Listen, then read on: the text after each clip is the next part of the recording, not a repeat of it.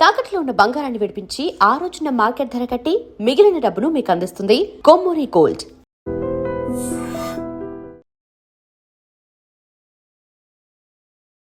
ఇవాల్టి నుంచి ఐడ్రీమ్ మీడియాలో కర్మ వర్సెస్ ధర్మ సిరీస్ ప్రారంభం కాబోతోంది. జీవిస్తున్న ప్రతి ఒక్కరూ కూడా కర్మ సిద్ధాంతం ప్రకారమే బ్రతుకుతూ ఉన్నారా? మనం పూర్తిగా తీసేయలేకపోయినా, పూర్తిగా మార్చుకోలేకపోయినా, మనము తీసుకునే నిర్ణయాల వల్ల మనం కర్మ నుంచి బయటపడొచ్చు కూడా. మన పుట్టుక అనేది మనం ఎక్కడ పుట్టాలి, ఎవరికి పుట్టాలి, ఎలా, ఏ శరీరంలోకి మనం ప్రవేశించాలి, ఇవన్నీ కూడా కర్మ సిద్ధాంతమేనా? 100%. ఇప్పుడు ఎవరెవరికి పుడుతున్నారు, ఎలా పుడుతున్నారు, ఎందుకు పుడుతున్నారు, వాళ్ళ లైఫ్ స్టైల్స్ ఏంటి అనేది మనం చూస్తే ఏదో సిస్టమ్ నడిపిస్తుంది కదా. చాలా ప్రయాణం చేసి చాలా కష్టపడితే ఒక స్థాయికి వచ్చి తర్వాత సుఖపడిన వాళ్ళు ఎంతో మంది ఉన్నారు. మీరు కర్మ సిద్ధాంతంలో ఎక్కువగా చెప్తారని ఏంటి అంటే క్షమించాలి, ఎవరికి హాని చేయొద్దు, బాగా బతకాలి అని. కానీ ఎంతవరకు క్షమించవచ్చు? నిజంగా ఒక మనిషి నిన్ను బాధపడుతున్నారు అనవసరంగా, అన్యాయంగా అంటే అర్థం ఏంటి అంటే నీ మీద వాళ్ళకి గౌరవం కానీ ప్రేమ కానీ లేనట్లే. అలాంటి వ్యక్తితో ఉండాలా లేదా అనేది నీ నిర్ణయమే కదా.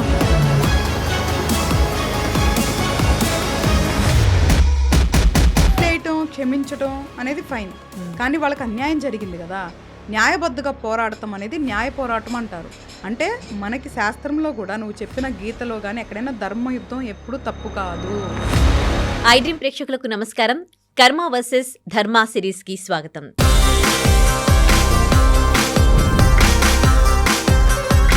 ఇవాల్టి నుంచి ఐడ్రీమ్ మీడియాలో కర్మ వర్సెస్ ధర్మ సిరీస్ ప్రారంభం కాబోతోంది. సో ఇప్పటికే మనకి కర్మకి సంబంధించి ప్రముఖ జ్యోతిషురాలు, త్రివణ గురుపీఠం హీలింగ్ కర్మ గైడింగ్ సోల్ వ్యవస్థాపకురాలు డాక్టర్ హరిత గోగినేని గారి వాళ్ళ నుంచి మనతో పాటు స్టూడియోలో ఉంటారు. కర్మకి సంబంధించి మనకి ఏమైనా డౌట్స్ ఉంటే క్లారిఫై చేయడానికి. సో ఇప్పటివరకు చేసిన ప్రోగ్రామ్స్ అన్నీ కూడా మీరు ఆదరించారు. ఈ ప్రోగ్రామ్ని కూడా మీరు అలాగే ఆదరిస్తారని కోరుకుంటున్నాం. అలాగే మీకు కర్మకి సంబంధించి ఎలాంటి డౌట్స్ ఉన్నా కూడా మీరు కమెంట్లో పోస్ట్ చేయండి. ఆ క్వశ్చన్ నేను హరిత గారిని అడుగుతాను, మీకు ఆ డౌట్ క్లారిఫై చేస్తాను. నమస్తే మ్యామ్. చాలా చాలా థ్యాంక్స్. మనం ఇవాళ నుంచే ఫస్ట్ ప్రోగ్రామ్ స్టార్ట్ చేయబోతూ ఉన్నాము. ఇప్పటికే మీరు కర్మ గురించి చాలా చాలాసార్లు చెప్పారు, కర్మ అంటే ఏంటి అని. సో కర్మ గురించి ఇంకో డౌట్ ఏంటంటే, ఇప్పుడు జీవిస్తున్న ప్రతి ఒక్కరూ కూడా కర్మ సిద్ధాంతం ప్రకారమే బ్రతుకుతూ ఉన్నారా, లేకపోతే లేదు వాళ్ళకి ఏమైనా ప్రాబ్లమ్స్ ఉన్నప్పుడు నేను ఎందుకు నా కర్మ ఇట్లా ఉందని నేను ఇట్లా ఉండాలి, నేను నా కర్మను మార్చుకుంటాను అని కొంతమంది అంటే విల్లింగ్ ఫీల్తో వెళ్తూ ఉంటారు. సో అది కూడా కర్మ సిద్ధాంతమేనా? లేకపోతే నువ్వు అడిగిన దాంట్లో 2 విషయాలు ఉన్నాయి కదా. కర్మ సిద్ధాంతం ఫ్రీ విల్, అంటే స్వేచ్ఛగా నిర్ణయం తీసుకోవటం. ఇప్పుడు ఏదైతే ఇప్పుడు whatever we are going through, అంటే ఇప్పుడు మనం ఏదైతే అనుభవిస్తున్నామో అది కర్మానుసారం అనుభవిస్తున్నాం. కానీ ఇప్పుడు ఏదైతే జరుగుతుందో, జరగబోతుందో అది మనకి ఫ్రీ విల్, అంటే మనం స్వేచ్ఛగా నిర్ణయాలు తీసుకోవచ్చు. సో అనుభవించేది కర్మకు సంబంధించింది. ఇప్పుడు జరిగే ఫ్యూచర్కి సంబంధించి మాత్రం మనమే ఫ్రీగా దానికి సంబంధించి నిర్ణయాలు కానీ, ప్రయాణం కానీ, ప్రణాళిక కానీ చేసుకోవచ్చు.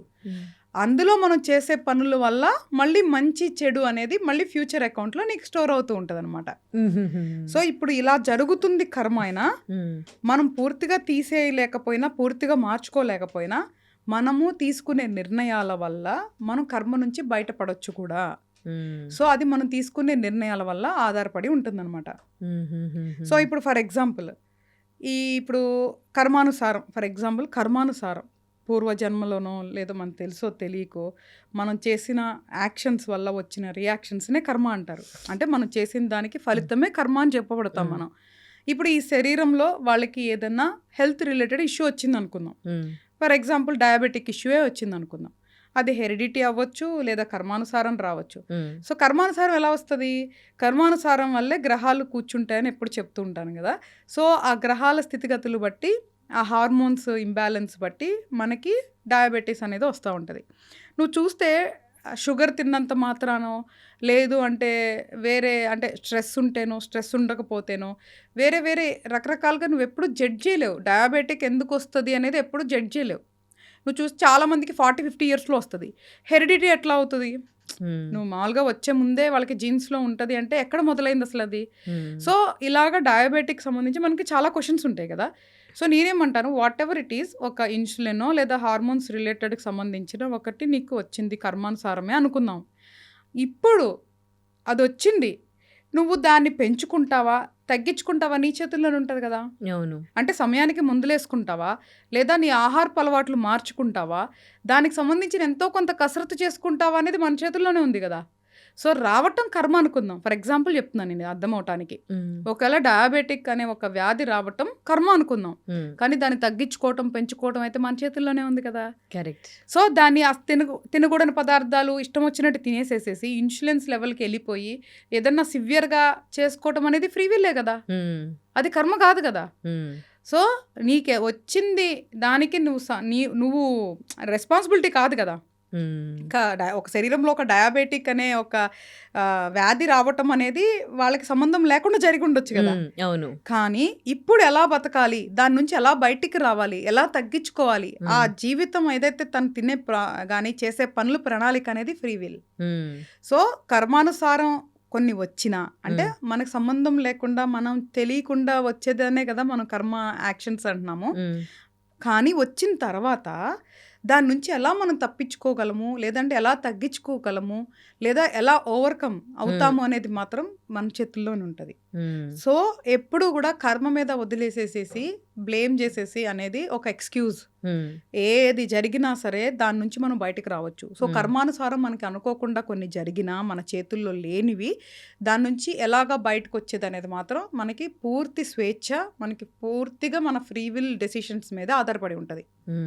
మన పుట్టుక అనేది మనం ఎక్కడ పుట్టాలి, ఎవరికి పుట్టాలి, ఎలా ఏ శరీరంలోకి మనం ప్రవేశించాలి, ఇవన్నీ కూడా కర్మ సిద్ధాంతమేనా? 100%. అంటే నాకు తెలిసిన సబ్జెక్ట్ చెప్తున్నా. మేబీ ఎవరైనా ఏకీభవించినా ఏకీభవించకపోయినా ఆలోచిస్తే అర్థమవుతుంది ఎవరికైనా సరే. ఎందుకు మనం వీళ్ళకే పుట్టాం, ఎందుకు వాళ్ళు వాళ్ళకే పుట్టారు, ఏంటి అంటే దెర్ ఇస్ ఎ సిస్టమ్ కదా.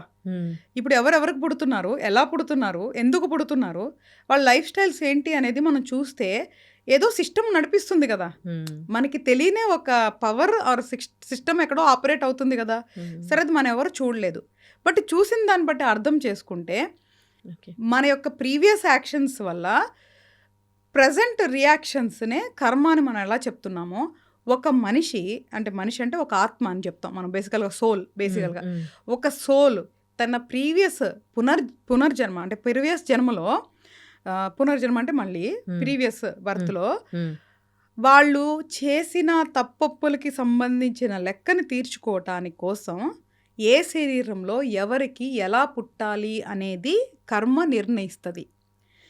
దాన్ని ఆపరేట్ చేయటానికి జ్యోతిష శాస్త్రం ఎక్కడ ఉపయోగపడుతుంది అంటే దాన్ని ఆపరేట్ చేయడానికి గ్రహాలని ఆ స్థితిగతుల్ని నిర్ణయిస్తుంది. సో ఎలాంటి తల్లిదండ్రులకి పుట్టాలి, ఎలాంటి వాళ్ళతో నువ్వు ప్రయాణం చేయాలి, ఎలాంటి శరీరం ఉండాలి, ఎలాంటి రోగాలు ఉండాలి, ఎలాంటి ఇల్లు ఉండాలి, ఎలాంటి తిండి తినాలి, ఎలాంటి బట్టలు వేసుకోవాలి అనేది మొత్తం కూడా ప్రీ డిఫైన్డ్ ప్రోగ్రామే. ఇది నేను నేర్చుకొని రీసెర్చ్ చేస్తున్న అర్థం చేసుకున్న కర్మ సిద్ధాంతంలోని ఒక భాగం. అయితే ఎలాగ ఈ నిర్ణయించబడుతుంది అంటే, ఒకవేళ ఎక్కువ ఏదన్నా అనుభవించాలి, ఎలాంటి శరీరంలోకి పంపిస్తుంది ఈ ఆత్మని అంటే, రోగాలు వచ్చే దానికి అనుకూలంగా ఉన్న శరీరం, పేదరికంలో పుట్టే శరీరం, డబ్బుతో పుట్టే శరీరం, మంచిగా అన్నీ అనుభవించేలాగా వచ్చే శరీరం, కష్టాలు పడి వచ్చే శరీరం, ఇట్లాగా ఆ శరీరాన్ని నిర్ణయించి ఆ శరీరంలోకి ఈ ఆత్మని పంపిస్తుంది కర్మ.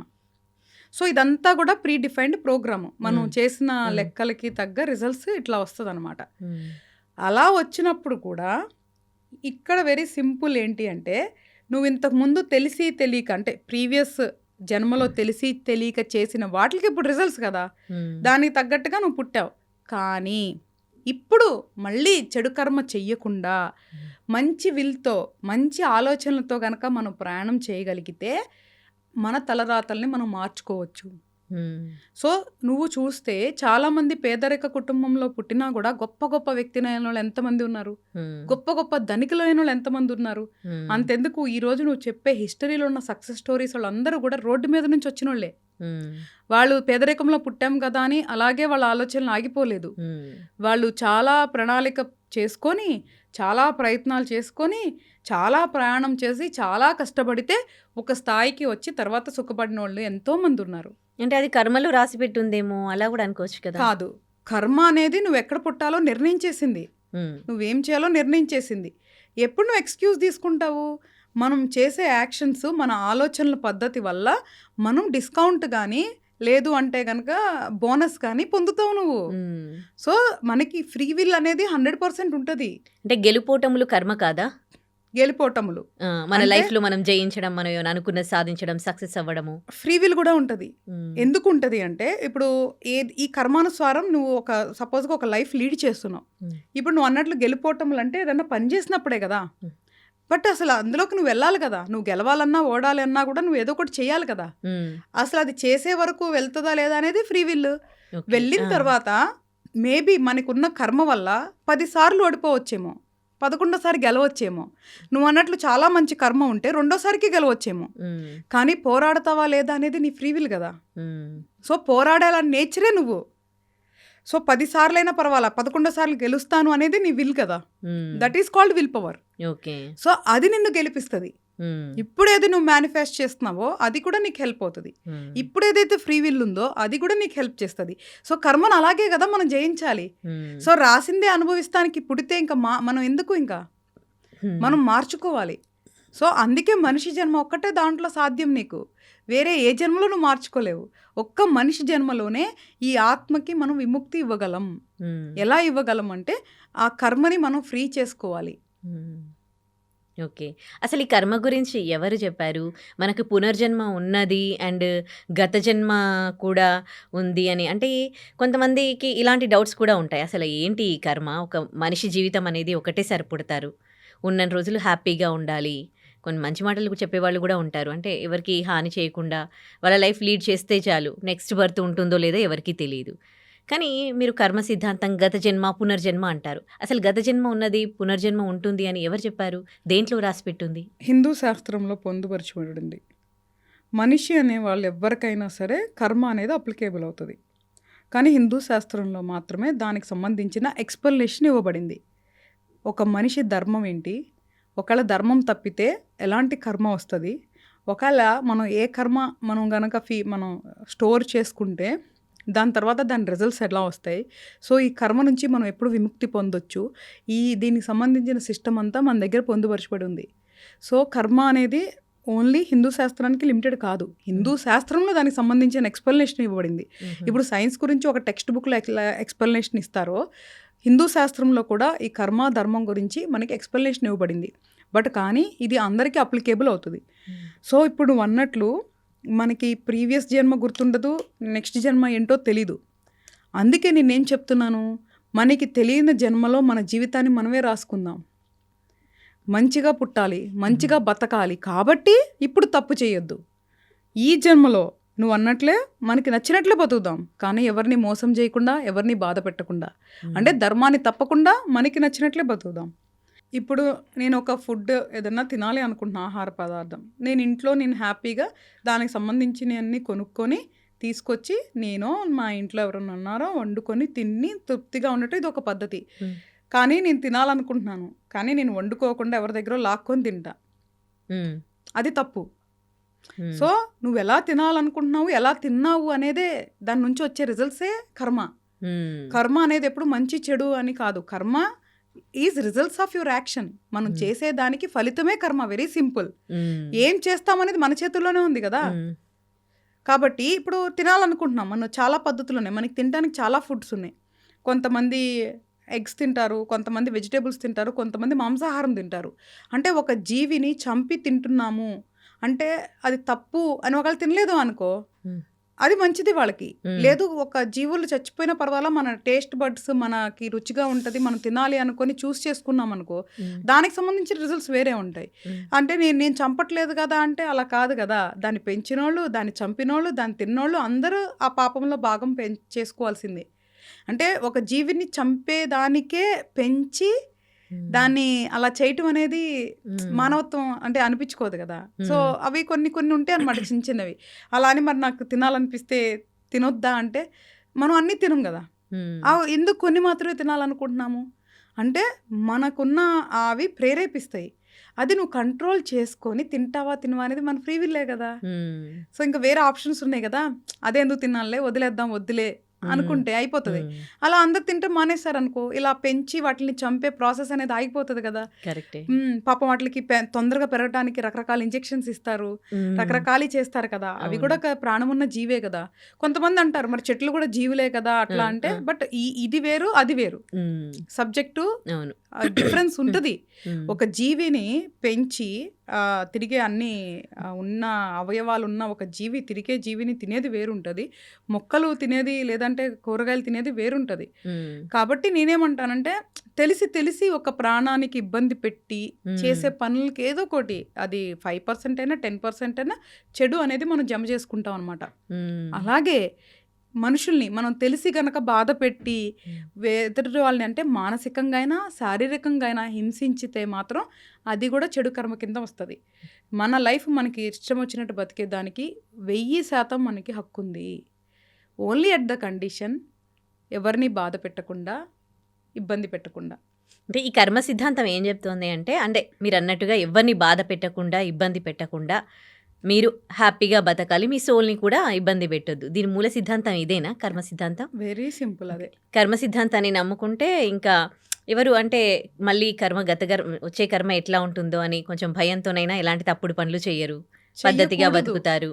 100%. ఒకవేళ మనకి ఇప్పుడు గుర్తుండకపోయినా కానీ పాతది ఏదైతే ప్రారబ్ధ కర్మ మనం అనుభవిస్తున్నామో దాన్ని అనుభవించినంత వరకు అనుభవించి కొత్త కర్మ గనక మనం జమ చేసుకోపోతే వచ్చే జన్మ అనేది అంటే ఇప్పుడు ఒకవేళ మొత్తం తీర్చుకోలేకపోతాం, మళ్ళీ ఒక జన్మ ఉంటుంది మనకి. ఈ కర్మ లెక్క మొత్తం తీరకుండా మన ఏదైతే ఆత్మకి విముక్తి ఉండదు. కాబట్టి మళ్ళీ ఇంకో జన్మ ఉంటే అది మనకి తెలిసినా తెలియపోయినా మంచిగానే బతుకుతాము, మంచిగా పుడదాము అన్న ఒక ఆశతో అయినా మనం మంచిగా బతకొచ్చు కదా. అది మన చేతుల్లో ఉంది కదా. ఓకే మనం అన్నట్లు ఓకే మనకి గత జన్మ తెలీదు, అసలు మనం ఒకవేళ నిజంగా పుట్టామో లేదో తెలీదు, కర్మ ఉందో లేదో తెలీదు. ఇప్పుడు మంచిగా బతికి ఒకవేళ మళ్ళీ జన్మ ఉంటే మంచిగా పుట్టాలి అనే ఆశ ఎందుకు పోగొట్టుకోవాలి మనం? ఇప్పుడు కూడా మనిషి అనేవాళ్ళు ఆశాజీవే కదా. ఇప్పుడు ఇప్పుడు ఒక్కొక్క స్టేజ్లో కూడా ప్రతి ఒక్కటి ఆశతోనే మనం ఎదుగుతున్నాం కదా. మనకి ఇప్పుడు సపోజ్ మంచి ఫ్రెండ్స్ రావాలి, మంచి లవర్ దొరకాలి, లేదా మంచి పార్ట్నర్ దొరకాలి, మంచి ఉద్యోగం దొరకాలి, మంచి వ్యాపారం చేయాలి, మంచి డబ్బు రావాలి, ఈ ఆశ ఉన్నట్లే మళ్ళీ జన్మ ఉంటే మంచిగా పుట్టాలి, మంచిగా బతకాలి అనుకుంటే తప్పేంటి? దానికి సంబంధించింది ఏదైనా ఈ జన్మలో మనం చేసే పనుల్ని మనం కంట్రోల్ చేసుకుంటే తప్పేముంది, మంచిదే కదా. ఏదో ఆవేశంలో లేదంటే ఆ క్షణికావేశం అంటారు కదా, ఏదో ఆవేశంలో స్వార్థంతో ఏదో తప్పు చేసేసి దానికి ఇప్పుడు అనుభవించి మళ్ళీ అనుభవించి ఎందుకు మనకి? ఒక్క క్షణం మనల్ని మనం కంట్రోల్ చేసుకొని మన ఆలోచనలు మనం ఫిల్టర్ చేసుకుంటే ఇప్పుడు ఆ చెడు అనేది ఆపొచ్చు, మంచి కుటుంబం మంచి సమాజంలో మనం బతకొచ్చు, మళ్ళీ జన్మ ఉంటే అప్పుడు కూడా మంచిగా చేసుకోవచ్చు కదా.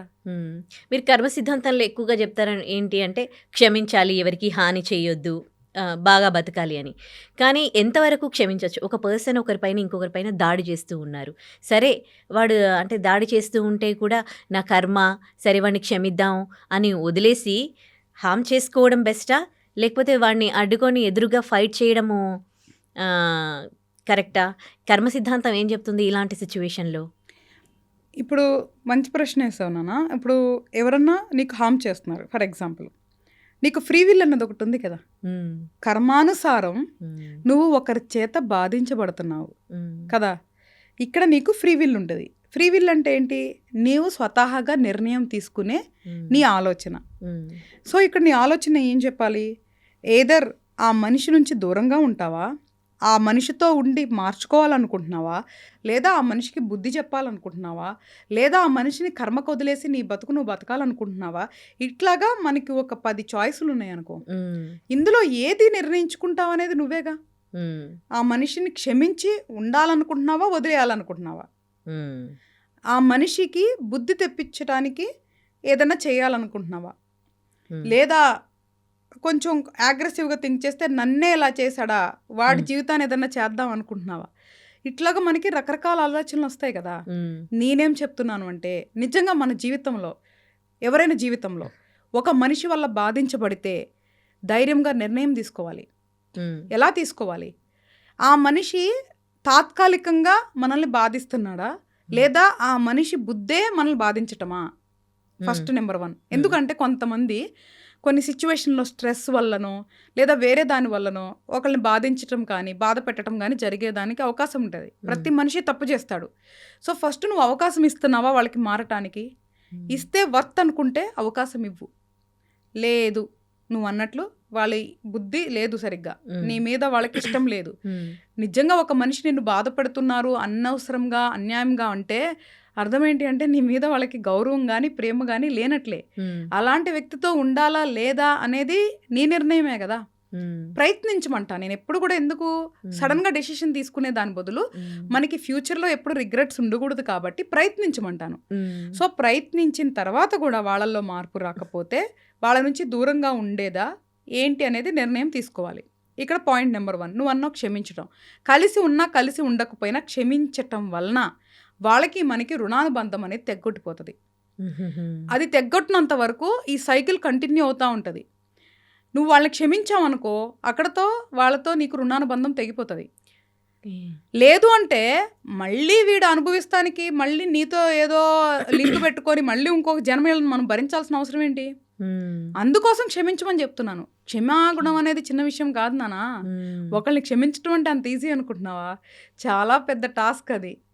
మనం ప్రాయశ్చిత్తము అంటే మనం తప్పు చేస్తే ప్రాయశ్చిత్తం అంటాం కదా, అంటే మనకి మనం తప్పు తెలుసుకుంటాం చూసావా, అది చాలా గొప్ప గుణం.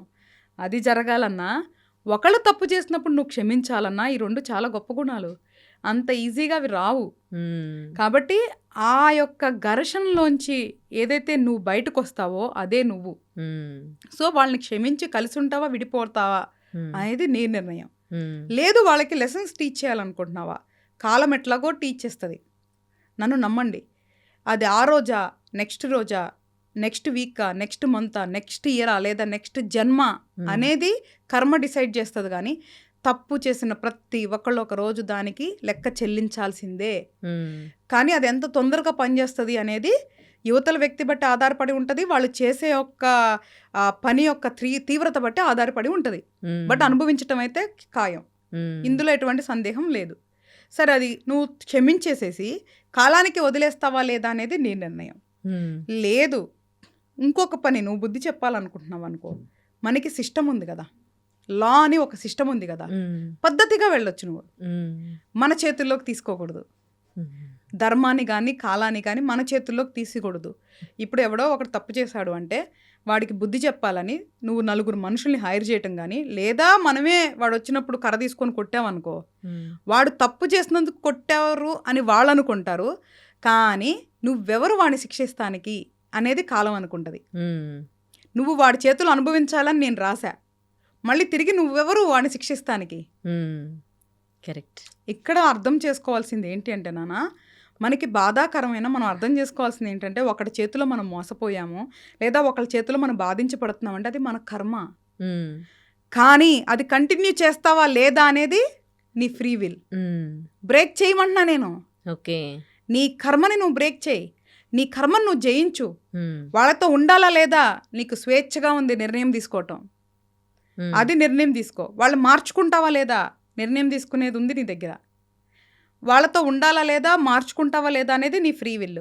దాన్ని బట్టి రిజల్ట్స్ మారుతాయి కదా. ఆలోచించమంటున్నాను, చాలా డీప్గా ఆలోచించి ప్రాపర్గా నిర్ణయాలు తీసుకోవాలి. క్షణికావేశంతో తీసుకోకూడదు. మనకి డెఫినెట్గా ప్రతి ఒక్క మనిషికి బాధేస్తుంది, కానీ ఆ ఎమోషన్తో ఆలోచించు. మాకు ఫస్ట్ ఏదో రీజన్ ఉంది నేను ఇది గో త్రూ అవటానికి, ఇప్పుడు నేను ఎలా బయటికి రావాలి అని ప్రశాంతంగా కూర్చొని ఆలోచించాలి. లేదా మనకి కౌన్సిలర్సో, ఇప్పుడు బేసికల్గా నేను ఆస్ట్రాలజర్ అయినా మోర్ ఐఎమ్ కౌన్సిలర్ అనమాట. ఎలాగ సమస్యలు ఉన్నప్పుడు మనం కౌన్సిలింగ్ ఇస్తాము. ప్రొఫెషనల్ కౌన్సిలర్స్ కానీ సైకాలజిస్టులను కానీ అప్రోచ్ అయ్యి మనకి ఉన్న ఆలోచనలు వాళ్ళతో షేర్ చేసుకొని థర్డ్ ఒపీనియన్ తీసుకోవాలి.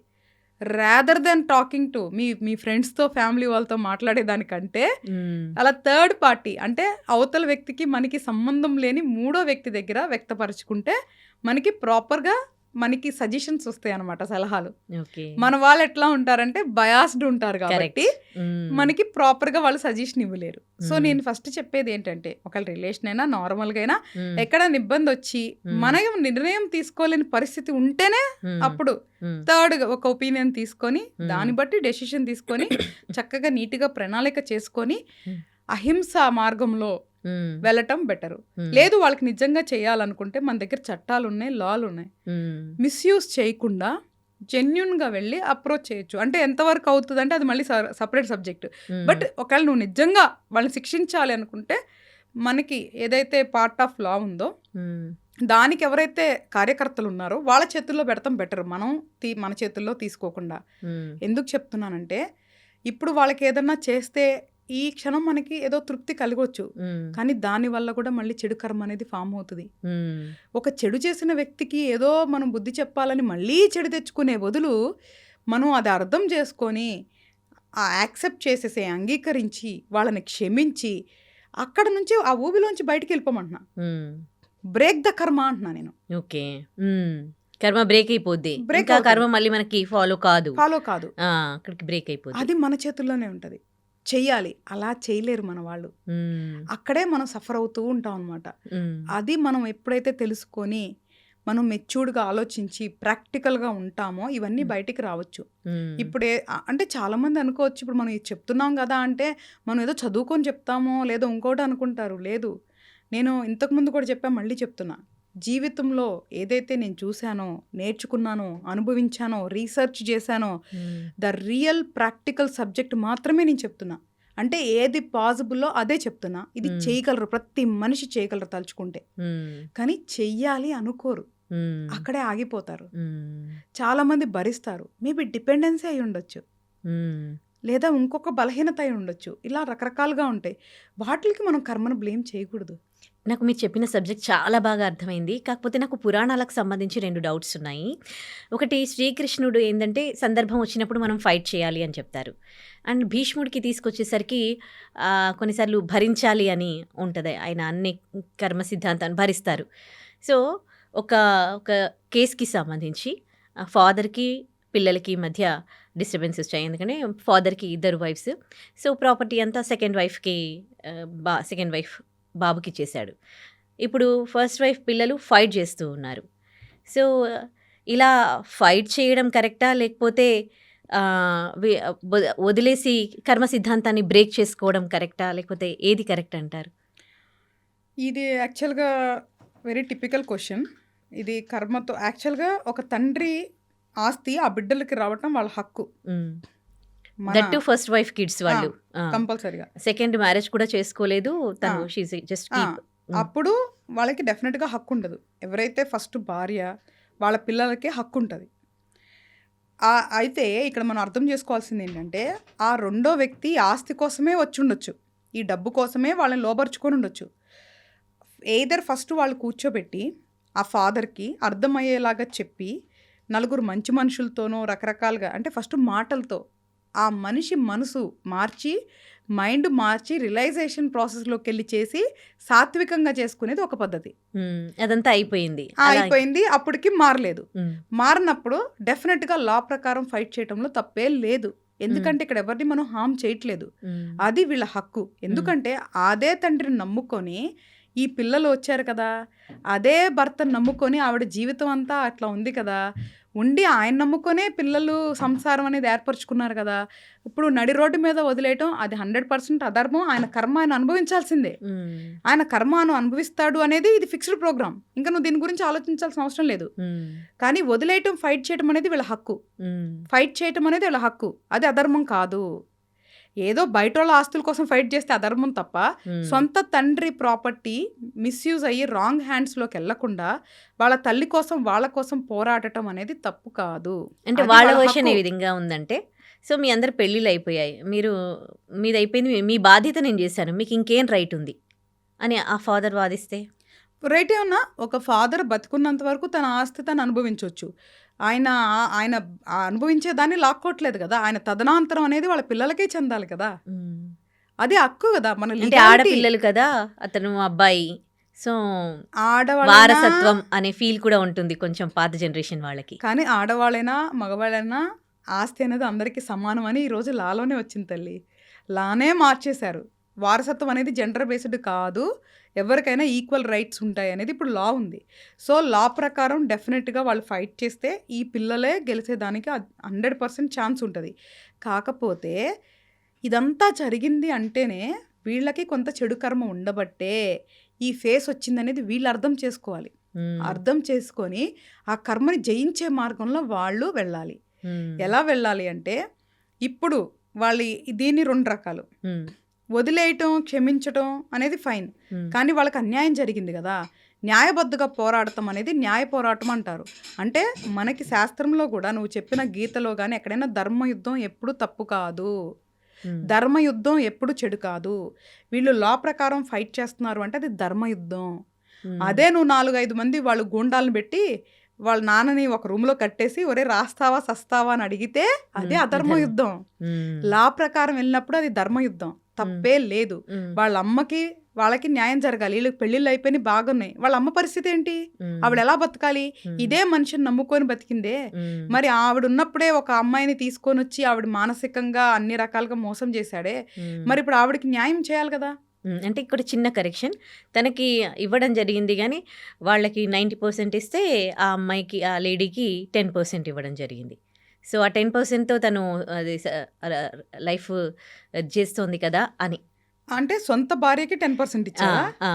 10%, వాళ్ళకి 90%. మరి అది తప్పు కదా తల్లి. ఎందుకంటే అసలు ఫస్ట్ ఆఫ్ ఆల్ ఇప్పుడు మన దాని ప్రకారం, మన ధర్మం ప్రకారం కానీ సిస్టమ్ ప్రకారం కానీ ఒక భార్య ఉన్నప్పుడు ఇంకొకరితో బంధంలోకి వెళ్ళకూడదు. నువ్వు వెళ్ళాలి అనుకుంటున్నప్పుడు పద్ధతిగా ఆ భార్య దగ్గర అంగీకారం తీసుకోనో, లేదో ఆ భార్యను ఒప్పించి ఆ భార్యతో పద్ధతిగా లీగల్గా విడిపోయో నువ్వు వేరే రిలేషన్ చేసుకో. నేనేమి ఒకళ్ళు దాంట్లో సంతోషంగా లేరంటే దాంట్లోనే ఉండమని మనం ఎప్పుడు చెప్పట్లేదు. కానీ అదే పద్ధతి ప్రకారం చేసుకోవాలి కదా.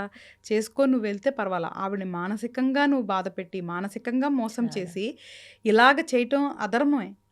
వాళ్ళకి చెడు కర్మ చాలా తీవ్రంగా ఉంటుందమ్మా. ఇందులో కర్మ వచ్చే రిజల్ట్స్ కూడా కొన్ని తీవ్ర కర్మలు అంటారు, కొన్ని చిన్న కర్మలు ఉంటాయి, మీడియం కర్మలు ఉంటాయి, తీవ్ర కర్మలు ఉంటాయి. అది చాలా తప్పు. కాబట్టి వాళ్ళు ఎప్పుడైతే అన్యాయం అనిపిస్తే న్యాయంగా పోరాడతాం అనేది ధర్మయుద్ధం, అందులో తప్పే లేదు. మనం ఉన్నయేమీ లాక్కొని వాళ్ళని నడి రోడ్లో పంపించట్లేదు కదా. ఆయన తదనంతరమే వచ్చినా పర్వాలేదు, ఉన్నన్నాళ్ళు ఎంజాయ్ చేసుకోమండి. ఆ తదనంతరం ఎవరైతే బిడ్డలు ఉన్నారో వాళ్ళకే హక్కు ఉంటుంది కాబట్టి పోరాడాలి. నేను ఇదే చెప్తున్నా, కర్మని అర్థం చేసుకోండి, బలహీనులు అవ్వద్దు, బలవంతులు అవుదామంటున్నా. కర్మను అర్థం చేసుకొని మనం కర్మని జయించి మంచి మార్గంలో ప్రయాణిస్తూ బలవంతులు అవుదామంటున్నా. ఇప్పుడు నేను కర్మ గురించి చెప్పేదంతా కూడా మీరు ఒప్పేసుకొని సరెండర్ అయిపోయి అనుభవించండి నేను ఎక్కడ చెప్పను. మనం దాని నుంచి బయటకు వద్దామని చెప్తున్నా. అందుకే అలాంటి సిచ్యువేషన్లో ధర్మంగా పోరాడటంలో తప్పే లేదు. కర్మకి వదిలేయాల్సిన అవసరం అంతకంటే లేదు. చాలా చాలా మంచి పాయింట్స్ చెప్పారు. Thank you so much madam.